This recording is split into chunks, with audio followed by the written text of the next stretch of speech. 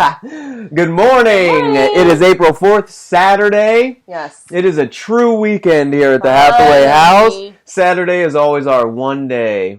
One day where we both can truly sleep in. Mm-hmm. Sydney doesn't have mountains of work. Jack behaves because he knows it's the weekend. He knows. That's like, not he's true. so much better on the weekends, I feel like, though.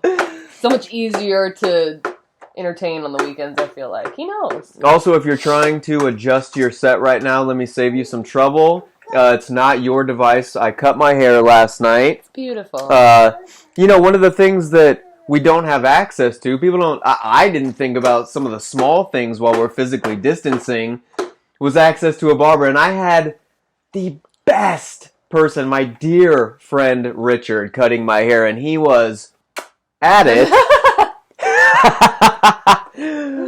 But I don't have access to that, so here we are. This is what quarantine is doing to us. Yes. Cutting hair. And we're posting it because some people find it amusing. Our kids loved it. I have had the comparison of a milk dud to my head. It is. It's like the perfect little Easter egg. Thank you. I love you. We have been reading each morning Devotional by Sarah Young. It's called Jesus Calling. It's good. If this is your first time with us, go ahead and turn your Jesus Calling to April 4th.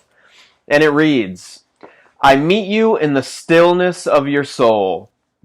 It is there that I seek to commune with you. A person who is open to my presence is exceedingly precious to me. My eyes search to and fro throughout the earth, looking for one whose heart is seeking me. I see you trying to find me. Our mutual search results in joyful fulfillment. Stillness of soul is increasingly rare in this world, addicted to noise and speed. That's some truth. I am pleased with your desire to create a quiet space where you and I can meet. Don't be discouraged by the difficulty of achieving this goal. I monitor all your efforts and am blessed by each of your attempts to seek my faith. Now underneath there are 3 verses for some context. Be still before the Lord, all mankind, because he has roused himself from his holy dwelling. Zechariah chapter 2, verse 13. For the eyes of the Lord run to and fro throughout the whole earth, to show himself strong on behalf of those whose heart is loyal to him. In this you have done foolishly. Therefore, from now on, you shall have wars. 2 Chronicles chapter 16, verse 9. He makes me to lie down in green pastures. He leads me beside the still waters. He restores my soul. He leads me in the paths of righteousness for his name's sake. Psalm chapter 23, verses 2 through 3. That's good stuff. I like the idea of having a specific quiet place that you go, whether it be your house or it can be your car, it can be whatever little space you've designated to just be still with God and read your Bible and be quiet. It's so, especially in our house, it's small and I work at home and it sometimes often feels very like on top of each other. Yes. You know, we're playing with the baby in the living room, I'm working at the coffee table, we don't even have room for a kitchen table. It's just very on top of each other. So it's important, I really think, to get out of that space where it's really noisy and chaotic and just, I think, even if you don't find it, God is pleased with your efforts. Absolutely. And I think this is very true, that this is a difficult task for most people to accomplish, because I've talked about this, but I do feel like our society, our culture is addicted to instant gratification, instant entertainment, There has to be instant something noise going on all the time. and speed and everything now. And it is the exact opposite of how we should approach God. We should never try and squeeze him in where we have a little space. Yes. We should never try and rush to get through a prayer, but he's asking us to simply be still in him. And it is kind of a weird sensation. I know. Because we have now TV and movies on our phone. I mean, everywhere we can't you even go. wait to get home to watch movies. We have them on our phone. You know, it's everywhere that we need this instant, quick gratification, but God is telling us, slow down, and that He's looking for us to slow down. I love that. I love when this author paints the picture of God scanning the earth. You know, I picture Him up there perched on a cloud. Yes. And He knows all and sees all, and He sees all of His children, you know, and we're What so they're small doing down there.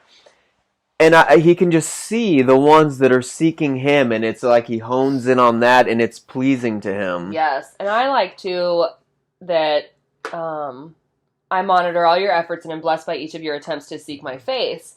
And it's not just saying that regarding finding a quiet space. He's pleased when you seek Him in all areas of your life, even if you don't quite succeed in getting it perfectly the first time. As long as you're putting forth the effort, reading your Bible, praying as much as you can, trying to be, live a Christ-like life, He's happy and He will reward you and He's pleased with you. So just, give it your best, and sometimes it's not perfect. Isn't not perfect, it? Our God is so good.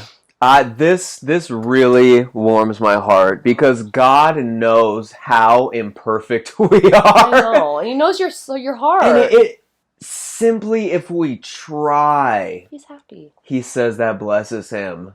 And he sees our efforts. So don't be discouraged if during your day you don't find the perfect quiet space.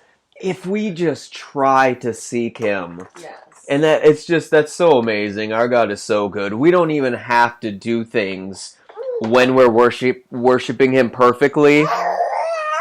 He knows our hearts. As long as we're trying, He sees that. Yep. Not to say that we shouldn't aim for perfection, but God knows that we are a very imperfect. He knows. We are much fallen. Because I feel like it's easy to just be like, it's too hard, I'm just not going to try today. Just give it your best for the day, and it doesn't have to be this big thing. Just crack open your Bible, say a little prayer. If that's all you can give Him today, give Him what you can give Him, but don't ever just be like, this isn't enough. I'm not even going to try because I don't have enough to give right now. Give Him a little inch that you have. That was perfect. Give Him what you have. Mm-hmm. And even if that doesn't meet this standard of perfect stillness or quiet, it's what you have, and that will please Him. That was so perfectly said, my love. Thank you. Thank you. Sometimes there's days where I wake up and I don't feel like I have a lot to give. I'm just... Especially now when we're kind of so cooped up, we're in such close quarters, the days are kind of running onto each other. Sometimes I wake up and I don't feel like I have a whole lot to offer. Yeah. I know it, in this day and age, we are stretched to our families and our church and our jobs and ourselves, and it's hard to find time for God, but if you don't have a lot to give Him what you have, and He will take that and multiply it. And before you know it, you're going to have a little more to give because Amen. He's fulfilling your soul and He's replenishing your. Yes. And I would like to say that we have a very special edition planned for tomorrow. Easter. Tomorrow's not Easter. It's next Sunday. It's the 10th. I knew that. Why? We were going to do the Easter egg thing this weekend because it's the Saturday before Easter. This is how jumbled my mind is getting, being the days locked don't up. Even like... I mean, I'm all over the place. Well, now I need to make sure. Yeah, because I Googled it. Easter's April 10th. Yes. Today's the 4th. I have a special something for Easter. We're so far in the beginning of April that that's a little... We're supposed to be doing our neon Easter egg hunt. It already feels like the middle of April to me. Which is funny because I literally just read the date to you guys, but I'm telling you, my days are running into each other and blending. I know. It's alright. So we have a special little something. something planned for Easter. If you've never seen the movie Groundhog Day with Bill Murray, I suggest it. That'll give you a little glimpse up to the Hathaway household right now. It's fun. It's interesting over here. We love you guys. We hope you're having a blessed day, the most amazing day. Yes. I hope you're staying safe, and... We love you. We miss you. We love you guys. And look at this cute little butt. These are the cutest little outfits. Bear bum. Bear bum. Bear bum. That's all. We'll see you guys tomorrow.